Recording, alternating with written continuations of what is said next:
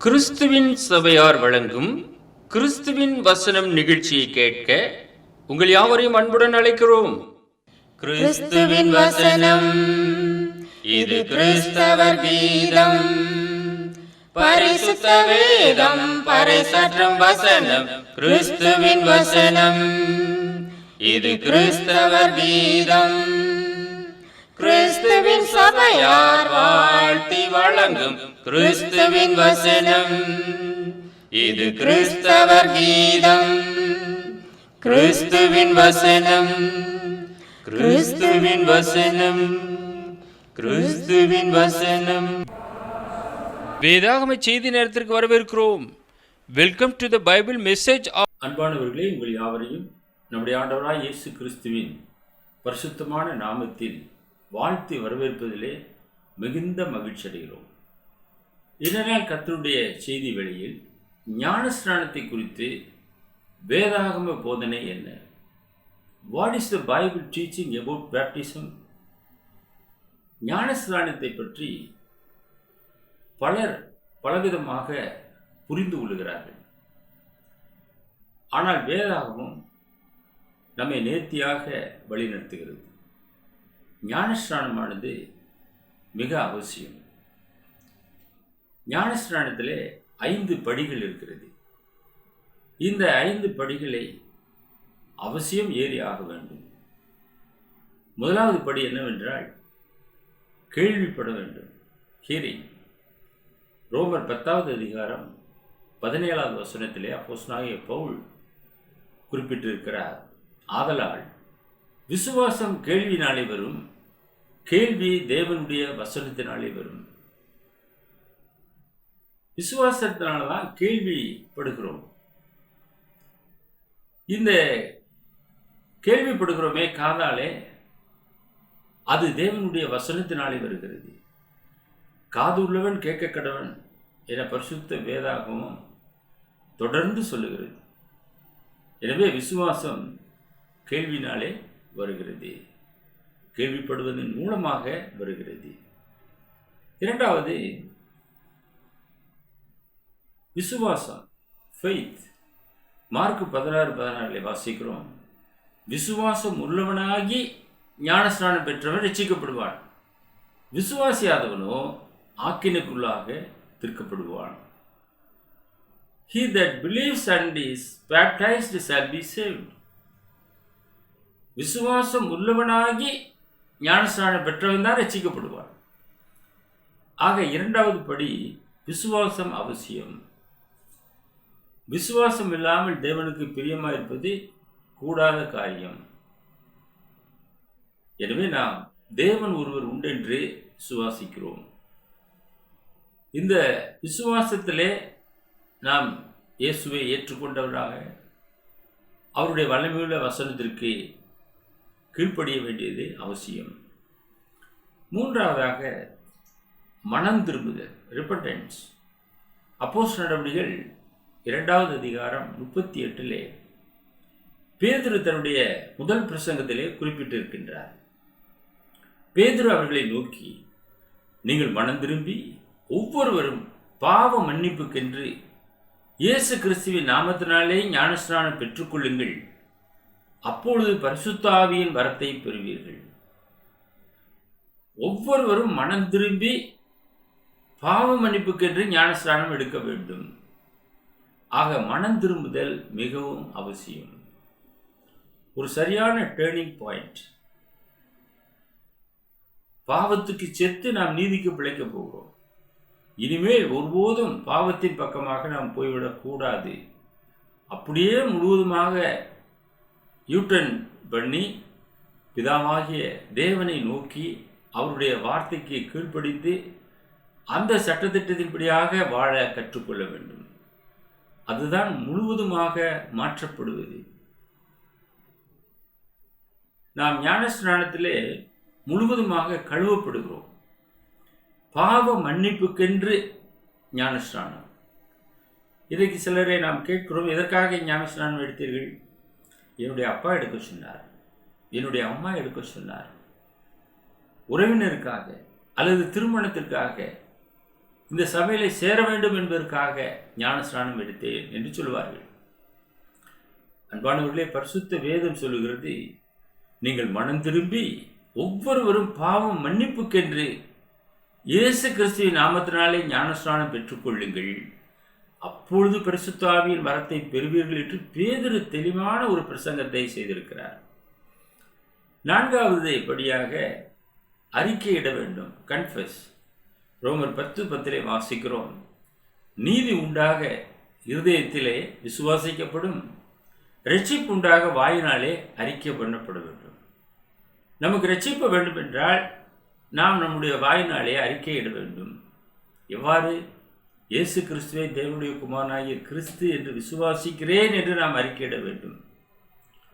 இந்த பூமியிலே அறிக்கையிடுகிறவனை பரலோகத்தில் இருக்கிற பிதாவின் முன்பாக நானும் அறிக்கையிடுவேன் என்று ஆண்டவர் இயேசு சொல்லியிருக்கிறார்.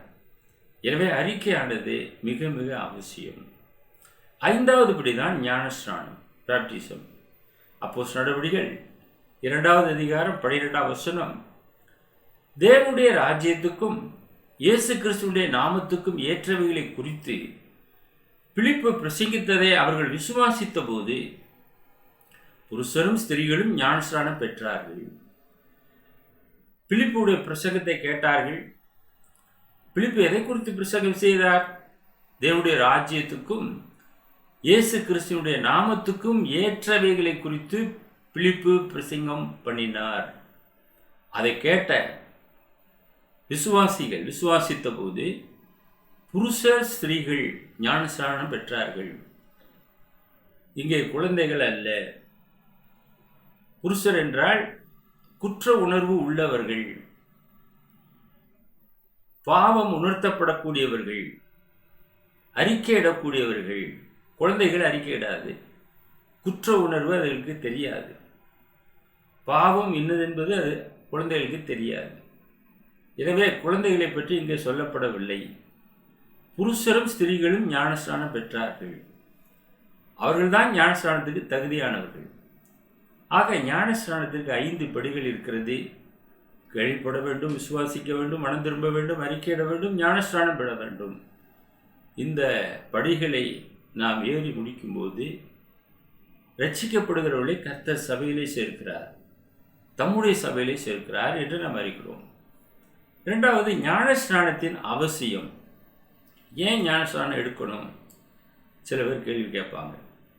சிலுவையில் தூங்கின கல்வன் ஞானஸ்நானம் எடுத்தானா? அவன் இயேசுவோடு கூட பரதீசுக்கு எடுத்துக்கொள்ளப்பட்டானே, ஏன் அவன் ஒருவேளை யோவான் கொடுத்த ஞானஸ்நானத்தை பெற்றிருக்கலாம்? ராஜ்யத்தை அறிந்தவனாக இருந்தான். முடிய ராஜ்யத்திலே வரும்போது அடியேனை நினைத்தருளும் என்று சொல்லுகிறான். அன்பானவர்களை, நாம் இங்கே சிந்திக்க வேண்டியவர்களாக இருக்கின்றோம். ஞானஸ்நானம் ஏன் அவசியம் என்றால், நம்முடைய வாழ்வு பிராயத்திலே நம்முடைய சிருஷ்டிகரை நினைக்க வேண்டும்.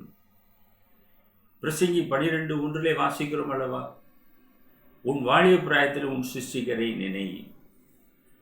அதே இதில் 7வது வசனம் என்ன சொல்லுகிறது? இவ்விதமாய் மண்ணானது தான் முன்னிருந்த பூமிக்கு திரும்பி ஆவி தன்னை தந்த தேவனிடத்திற்கு மறுபடியும் போகாததற்கு முன்னும் அவரை உன் வாழிய பிராயத்திலே நினை. இந்த சரீரம், மண்ணான சரீரம், மண்ணுக்கு சொந்தமானது. ஆவி தேவன் கொடுத்தது. ஆதாமை மண்ணினாலே சிருஷ்டித்து ஜீவ சுவாசத்தை அவன் நாசியிலே ஊதினார். மனுஷன் ஜீவ ஆத்மாவானார். அந்த ஆவி தேவனுக்கு சொந்தமானது. அந்த ஆவி தன்னை தந்த தேவனிடத்திற்கு மறுபடியும் போகாததற்கு முன்னும் அவரை உன் வாழிய பிராயத்திலே நினைக்க வேண்டும். நம்முடைய சரீர பெற்றோர்கள் இருக்கிறாங்க. அவங்க நம்முடைய சரீரத்துக்கு சொந்தக்காரர்கள்.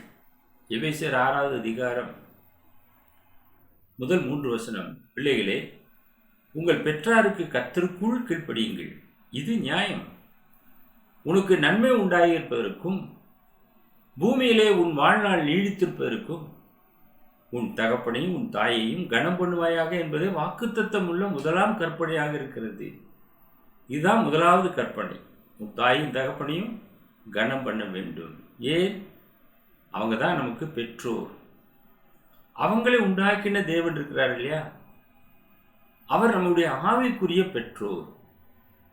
எப்படி? எசேக்கியேல் 18 அதிகாரம் 4 சொல்லுகிறது, இதோ எல்லா ஆத்துமாக்களும் என்னுடையவைகள். தகப்பனின் ஆத்துமா எப்படியோ அப்படியே மகனின் ஆத்துமாவும் என்னுடையது. பாவம் செய்கிற ஆத்துமாவே சாகும். அன்பான நேயரே, உங்களுடைய ஆத்துமா தேவனுக்கு சொந்தமானது. தேவன் சொல்லுகிறார் எசேக்கியேல் தீர்க்கதரிசியை கொண்டு, இதோ எல்லா ஆத்துமாக்களும் என்னுடையவைகள். நீங்கள் ஒருவேளை அறியாமல் இருக்கலாம் அந்த தேவனை, ஆனால் உங்களுடைய ஆத்துமா தேவனுக்கு சொந்தம். இந்த உலகத்தில் இருக்கிறதான எல்லா ஆத்துமாக்களும் தேவனுக்கு சொந்தம். தேவனே அறியாத ஒரு மனுஷனாக இருக்கலாம், ஒரு நாத்திகனாக இருக்கலாம், தேவன் இல்லை என்று சொல்லக்கூடியவனாக கூட இருக்கலாம். ஆனால் அவனுடைய ஆத்துமாவும் தேவனுக்கு சொந்தமானது. எனவே சொல்லுகிறார், இதோ எல்லா ஆத்துமாக்களும் என்னுடையவைகள். தகப்பனின் ஆத்துமா எப்படியோ அப்படியே மகனின் ஆத்துமாவும் என்னுடையது. ஆனால் பாவம் செய்யக்கூடிய ஆத்துமா சாகும் என்று பரிசுத்த வேதம் சொல்லுகிறது. எனவே நாம் என்ன செய்ய வேண்டுமா? யோவான் சுவிசேஷ புஸ்தகத்தில் வாசிக்கிறோம், 3வது அதிகாரம் 16-17 வசனங்கள். தேவன் தம்முடைய ஒரே பேரான குமாரனை விசுவாசிக்கிறவன் எவனோ அவன் கெட்டு போகாமல் நித்திய ஜீவனை அடையும்படிக்கு அவரை தந்தருளி இவ்வளவாய் உலகத்தில் அன்பு கூர்ந்தார். உலகத்தை ஆக்கினைக்குள்ளாக தீர்க்கும்படி தேவன் தம்முடைய குமாரனை உலகத்தில் அனுப்பாமல் அவராலே உலகம் ரட்சிக்கப்படுவதற்காகவே அவரை அனுப்பினார். இயேசுவை எதற்காக அனுப்பினார்? தேவன் அவரை கொண்டு உலகத்தை ரட்சிக்கும்படியாக அனுப்பினார். உலகத்தையே ரட்சிக்கும்படியாக அனுப்பினார். எனவே இயேசு உலக ரட்சகர். ஒரு நாட்டிற்கு மட்டும் அவர் சொந்தக்காரர் அல்ல, உலகத்துக்கே சொந்தக்காரர். உலகத்தையே உண்டு பண்ணினவர். எனவே தேவன் தம்முடைய ஒரே பேரான குமாரனை எவன் விசுவாசிக்கிறானோ அவன் கெட்டு போய்விடக்கூடாது, நித்திய வாழ்வை அடைய வேண்டும் என்பதற்காக அவரை இந்த உலகத்திலே கொடுத்து அன்பு கூர்ந்தார். எல்லோரும் நினைக்கிறார்கள், தேவன் ஏன் இந்த விதமாக செய்கிறார், அழிவை அனுமதிக்கிறார்? ஒருவரும் கெட்டு போகக்கூடாது என்பதுதான் தேவனுடைய விருப்பமாக இருக்கிறது. மனிதனே தன்னுடைய அழிவை அவன் தேடிக்கொள்ளுகிறான். தேவன் அதற்கு காரணரே அல்ல. தேவ ராஜ்யத்திலே நாம் பிரவேசிக்க நாம் என்ன செய்ய வேண்டும்? யோவான் 3 அதிகாரம் 5-6 வசனத்திலே நிக்கதோம் இடத்திலே இயேசு பேசும்போது இயேசு பிரதியுத்தரமாக, ஒருவன் ஜலத்தினாலும் ஆவியினாலும் பிரபாவிட்டால் தேவனுடைய ராஜ்யத்தில் பிரவேசிக்க மாட்டான் என்று மெய்யாகவே மெய்யாக உனக்கு சொல்கிறேன். மாம்சத்தினால் பிறப்பது மாம்சமாயிருக்கும், ஆவியினால் பிறப்பது ஆவியாயிருக்கும்.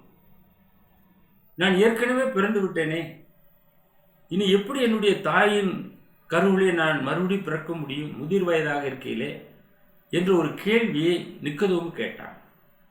ஒருவேளை நீங்களும் கேட்கக்கூடும். ஜலத்தினாலும் ஆவியினாலும் மறுபடியும் பிறக்கிறவன் தான் ஆவிக்குரிய பிறப்பை பெற்றவன். ஏற்கனவே நாம் மாம்சத்தில் பிறந்திருக்கிறோம், ஆதாமின் சாயலை உடையவர்களாக இருக்கிறோம். இப்பொழுது கிறிஸ்துவின் சாயலை உடையவர்களாக மாற வேண்டும் என்றால் கிறிஸ்துவனுடைய வார்த்தைக்கு நாம் கீழ்ப்படிந்து அந்த 5 படிகளை நிறைவேற்றும் போது ஆவிக்குரிய பிறப்பை நாம் அடைகிறோம். பின்பு ஆவிக்குரியவர்களாக நாம் இருக்கிறோம். எனவே மாம்சத்தினால் பிறப்பது மாம்சமாக இருக்கும், ஆவியினால் பிறப்பது ஆவியாக இருக்கும். நீங்கள் ஆவிக்குரிய பிறப்பை அடைய வேண்டும். ஜலத்தினாலும் ஆவியினாலும் பிறக்க வேண்டும். இயேசுவின் வசனத்தினாலே அவருடைய இரத்தம் கொண்டு நீங்கள் கழுவப்பட வேண்டும். கழுவப்படுவது என்பது அப்போஸ்தலனாகிய பவுலுக்கு உணர்த்தப்பட்டது அனனியா மூலமாக. அப்போஸ்தலர் நடவடிக்கைகள் 22வது அதிகாரம் 16வது வசனம். இப்பொழுது நீ தாமதிக்கிறது என்ன? பவுலை பார்த்து அனனியா கேட்கிறார், நீ எழுந்த கர்த்தருடைய நாமத்தை தொழுது கொண்டு ஞானஸ்நானம் பெற்று உன் பாவங்கள் போக கழுவப்படு என்றான். உடனே தாமதமின்றி பவுல் ஞானஸ்நானம் பெற்று கர்த்தருடைய ராஜ்யத்துக்கு ஏற்றவைகளை பிரசங்கம் செய்தார். நீ தாமதிக்கிறது என்ன? இச்செய்தியை கேட்டுக்கொண்டிருக்கிறதா அன்பான நேயரே, ஏன் தாமதம் பண்ணி கொண்டிருக்கிறீர்கள் ஞானஸ்நானம் எடுப்பதற்கு? இன்றே ரட்சணிய நாள். தினமும் அவர் ரட்சிக்கிறார், அனுதினமும் சேர்க்கிறார் சபையிலே. ஞானஸ்நானம் எடுப்பதற்காக ஒரு நாளை நீங்கள் முன்குறிக்க வேண்டிய அவசியம் இல்லை. உங்களுக்கு எப்போது விசுவாசம் வருகிறதோ அப்பொழுதே ஞானஸ்நானம் பெற்று ரட்சிக்கப்படலாம். அதனால தான் அனனியா கேட்கிறார், நீ தாமதிக்கிறது என்ன? நீ எழுந்து கர்த்தருடைய நாமத்தை தொழுது கொண்டு ஞானஸ்நானம் பெற்று உன் பாவங்கள் போக கழுவப்படு. ஞானஸ்நானம் எதற்காக? நம்முடைய பாவங்கள் கழுவப்படுவதற்காக ஞானஸ்நானம். பாவ சரீரம் களையப்பட வேண்டும். கொலோசியர் 2வது அதிகாரம் 11-12 வசனங்களிலே நாம் வாசிக்கிறோம். அல்லாமலும் நீங்கள் கிறிஸ்துவை பற்றி விருத்தி சேதனத்தினாலே மாம்சத்துக்குரிய பாவ சரீரத்தை களைந்து விட்டதினால் கையால் செய்யப்படாத விருத்தி சேதனத்தை அவருக்குள் பெற்றீர்கள். கையால் செய்யப்படாத ஒரு விருத்தி சேதனம் எதுவென்றால் ஞானஸ்நானம். கிறிஸ்துவை விசுவாசிக்கிறதுனாலே கையால் செய்யப்படாத ஒரு விருத்த சேதனம் பெறுகிறோம். பாவ சரீரத்தை களைந்து போடுகிறதுனாலே ஞானஸ்நானத்திலே களைந்து போடுகிறோம். ஞானஸ்நானத்திலே அவரோடு கூட அடக்கம் பண்ணப்பட்டவளாகவும் அதிலே அவரை மரித்தோலிருந்து எழுப்பின தேவனுடைய செயலின் மேலுள்ள விசுவாசத்தினாலே அவரோடு கூட எழுந்தவளாகவும் இருக்கிறீர்கள். இந்த ஞானஸ்நானமானது இயேசு கிறிஸ்துவினுடைய மரணம், அடக்கம், உயிர்த்தெழுதலுக்கு இணையாக வைக்கப்பட்டிருக்கிறது. பாவ மன்னிப்புக்கென்று தான் ஞானஸ்நானம். நாம் ஏற்கனவே பேதுருடைய பிரசங்கத்திலே நாம் தியானம் செய்தோம். பேதுரு அவர்களை நோக்கி சொன்னார் அல்லவா, அப்போஸ்தலர் நடவடிக்கைகள் 2வது அதிகாரம் 38வது வசனம், நீங்கள் மனம் திரும்பி ஒவ்வொருவரும் பாவ மன்னிப்புக்கென்று இயேசு கிறிஸ்துவின் நாமத்தினாலே ஞானஸ்நானம் பெற்றுக்கொள்ளுங்கள், அப்பொழுது பரிசுத்த ஆவியின் வரத்தை பெறுவீர்கள். Peter said unto them, repent and be baptized every one of you in the name of Jesus Christ for the remission of sins. பாவ மன்னிப்புக்காக ஞானஸ்நானம். நாம் அதை மறந்து போய்விடவே கூடாது. அவருடைய மரணத்துக்குள்ளாக ஞானஸ்நானம். ரோமர் 6:3 வாசிக்கிறோம். கிறிஸ்து இயேசுவுக்குள்ளாக ஞானஸ்நானம் பெற்ற நாம் அனைவரும் அவருடைய மரணத்துக்குள்ளாக ஞானஸ்நானம் பெற்றதை அறியாமல் இருக்கிறீர்களா என்ற ஒரு கேள்வி எழுப்புகிறார். அவருடைய மரணத்துக்குள்ளாக ஞானஸ்நானம் எடுக்கிறோம். அவர் எப்படி உயிர்த்தெழுந்தாரோ அதே போல நாமும் உயிரோடு கூட எழுப்பப்பட்டவர்களாக இருக்கிறோம். மத்தேயு 28வது அதிகாரம் 18-20 வசனங்கள் இயேசு கிறிஸ்துடைய கட்டளையை நிறைவேற்றும்படியாக ஞானஸ்நானம் எடுக்கக்கூடிய ஒவ்வொருவரும் அவருடைய கட்டளைகளை நிறைவேற்றுகிறார்கள். அப்பொழுது இயேசு சமீபத்தில் வந்து அவர்களை நோக்கி, வானத்திலும் பூமியிலும் சகல அதிகாரம் என கொடுக்கப்பட்டிருக்கிறது. ஆகையால் நீங்கள் புறப்பட்டு போய் சகல ஜாதிகளும் சீஷராக்கி பிதா, குமாரன், பரிசுத்த ஆவி நாமத்தினாலே அவர்களுக்கு ஞானஸ்நானம் கொடுத்து, நான் உங்கள் கட்டளையிட்ட யாவையும் அவர்கள் கைக்கொள்ளும்படி அவர்களுக்கு உபதேசம் பண்ணுங்கள். இதோ உலகத்தின் முடிவு பரியந்தம் சகல நாட்களில் நான் உங்களோடு கூட இருக்கிறேன் என்றார். ஆமென். உலகமெங்கில் போங்க, சர்வ சிருஷ்டிக்கும் சுவிசேஷத்தை சொல்லுங்க. பிதா, குமாரன், பரிசுத்த ஆவி நாமத்தினாலே ஞானஸ்நானம் கொடுங்க. இது இயேசு கிறிஸ்து அப்போஸ்தலன் சொன்ன கட்டளை. அந்த கட்டளையை அவர்கள் நிறைவேற்றினார்கள். இன்றைக்கு நீங்களும் நானும் அதே கட்டளையை நிறைவேற்ற ஊதிக்கப்படுகிறோம்.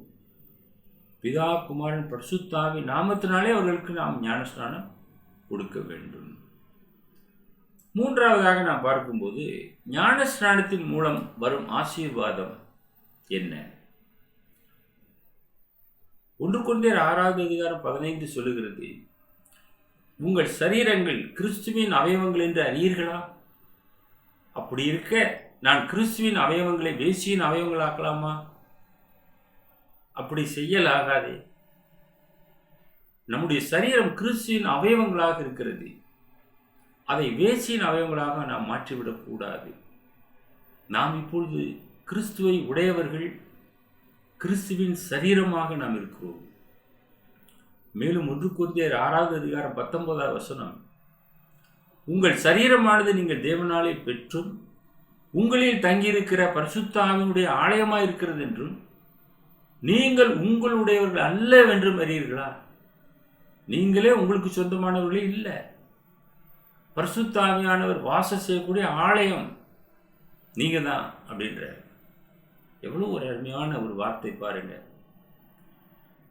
இந்த சரீரம் தேவனாலே பெற்ற சரீரம், பரிசுத்த ஆவி தங்கக்கூடிய சரீரம், மறந்து போய்விடக்கூடாது. 3வது, நம் கிறிஸ்துக்குள்ளாக புது சிருஷ்டி என்று சொல்றார். 2 கொரிந்தியர் 5வது அதிகாரம் 17வது வசனம், இப்படி இருக்க ஒருவன் கிறிஸ்துவுக்குள் இருந்தால் புது சிருஷ்டியாய் இருக்கிறான். Therefore, if any man be in Christ, he is a new creature. Old things are passed away. Behold, all things are become new. எல்லாம் ஒளிந்து போயின, பழையவைகள் எல்லாம் ஒளிந்து போயின, எல்லாம் புதிதாயின. கிறிஸ்துக்குள்ளாக இருக்கும்போது தான் நாம் ஒரு புது சிருஷ்டியாக இருக்கின்றோம்.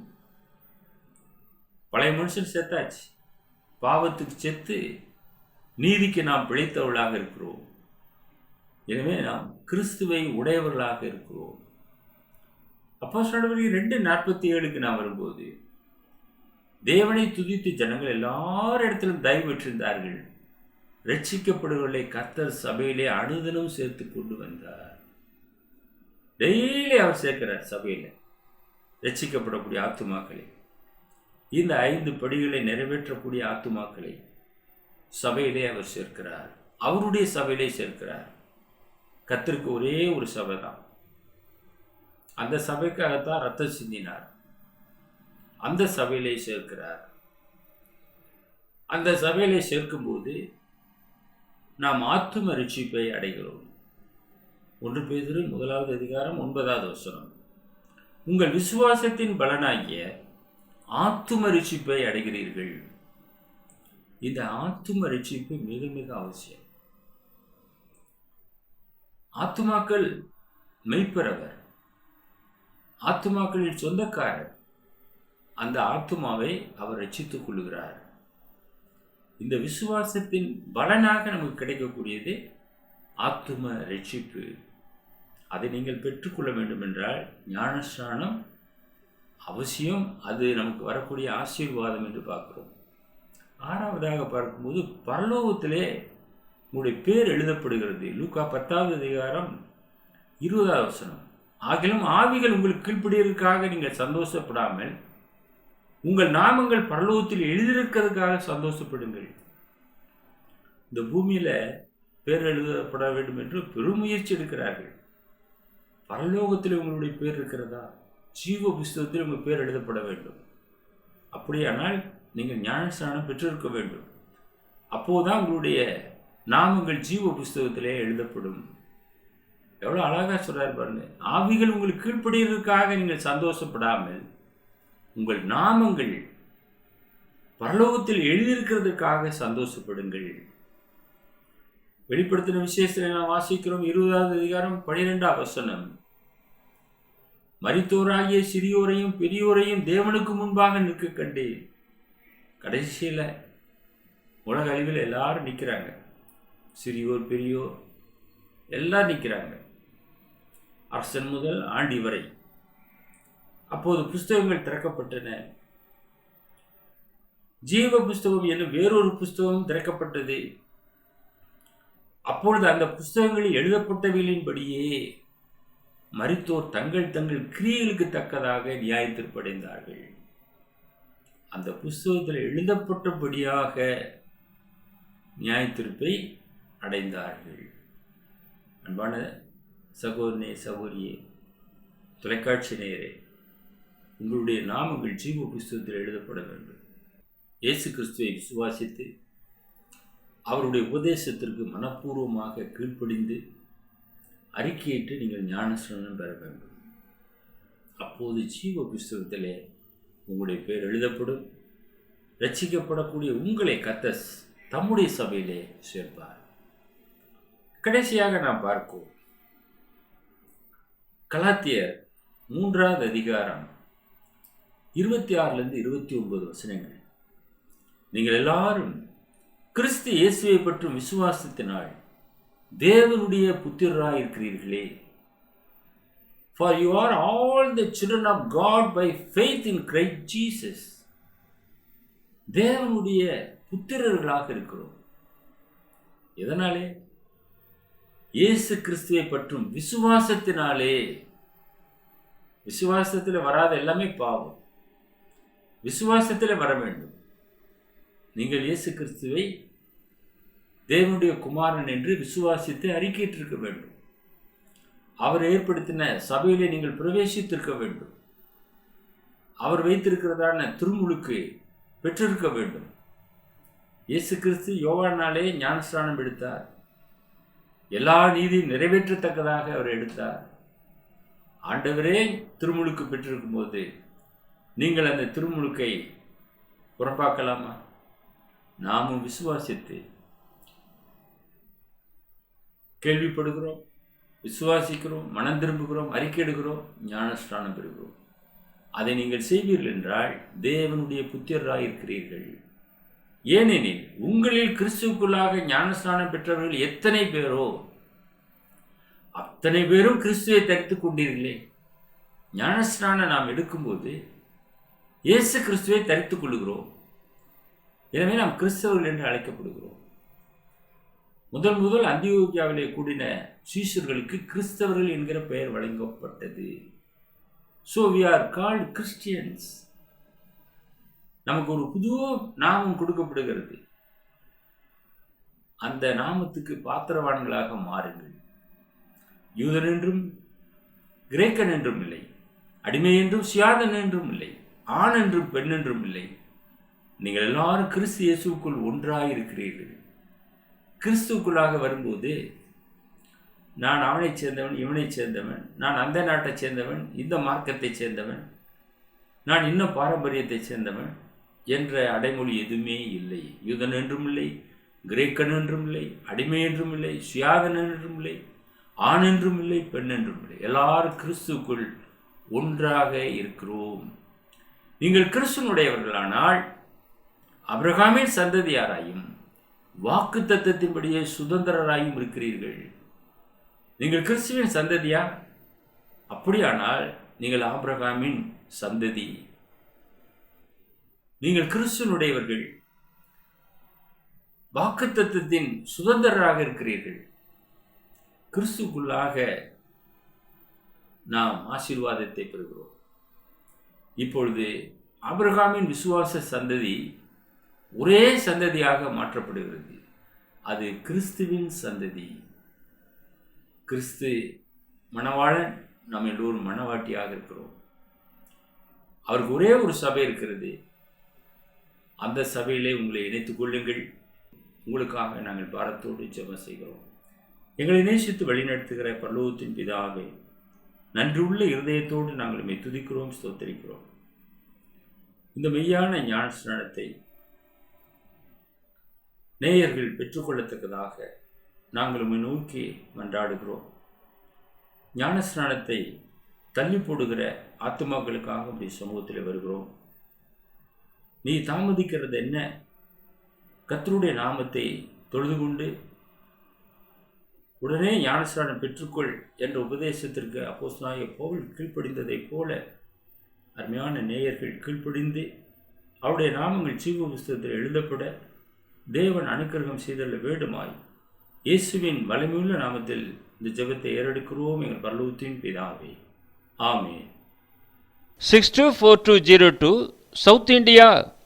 Our mobile number 9435558041. Another number 6379350509. Email address urgentandglory@gmail.com. View our The Word of Christ program on YouTube channel. May God bless you all.